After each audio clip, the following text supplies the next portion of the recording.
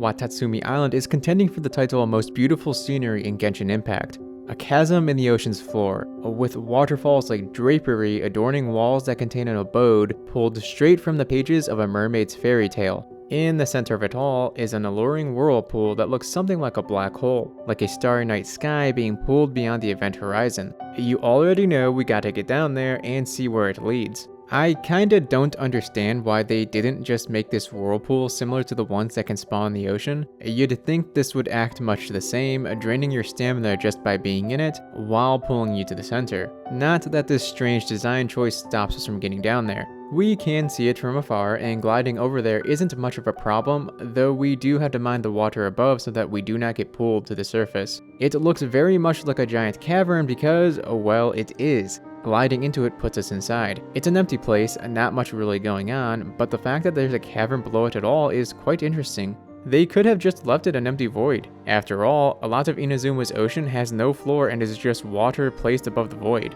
Is there perhaps going to be something down here in the future? Maybe with Kokomi's story that releases in a few days? Despite nothing being down here, looking up is quite the view, especially at different times of day, with the evening and nighttime being of note. And when the moon is overhead, the whirlpool glows brightly. Also, just above the whirlpool is something stuck inside the cliff wall. It's incredibly rare that anything ever gets put out of bounds, but there are two amethyst rocks inside the cliff. Given that there's a single amethyst rock right next to them that can be mined, perhaps it was intended that there be three here, but a wall accidentally got placed over the other two. Well, that's the whirlpool explored, but what else is of note around Watatsumi Island? Palace in a pool, the domain to the northeast of the island, stands out. Let's see if we can get into there without lowering the water. Speaking of lowered water, there's a random water plane far below the northeast of Watatsumi Island. There's absolutely nothing down there besides it, and it is far enough down that it's just barely above the teleport barrier. Even though it is technically above said barrier, touching the water initiates that same teleport. Odd that they left something like this in the game. Makes one wonder just when in the design process of Watatsumi Island, or even Inazuma as a whole, this water plane was placed and forgotten about. And one more aside, these cool lighting and fog texture effects are over top the Hydra Hypostasis arena. There's a domain that uses these same effects, of which we'll be visiting in the future. Onward to Palace in a Pool. Some tricky Shao maneuvers will be taking us there, but we'll begin by climbing up over here. Next, we get to this wall.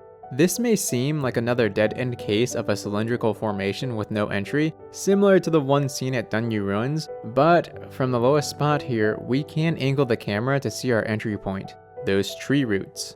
Dropping and using Shao's skill gets us over there. Very carefully, we walk up the route and can unlock the domain, which honestly is a surprise. Most domains like this don't have a prompt to unlock them until after a puzzle is solved. While trying to look around down here, Shao ended up getting pulled up to the domain. Let's slow that down for a better look. He goes this way, then takes a 90-degree turn.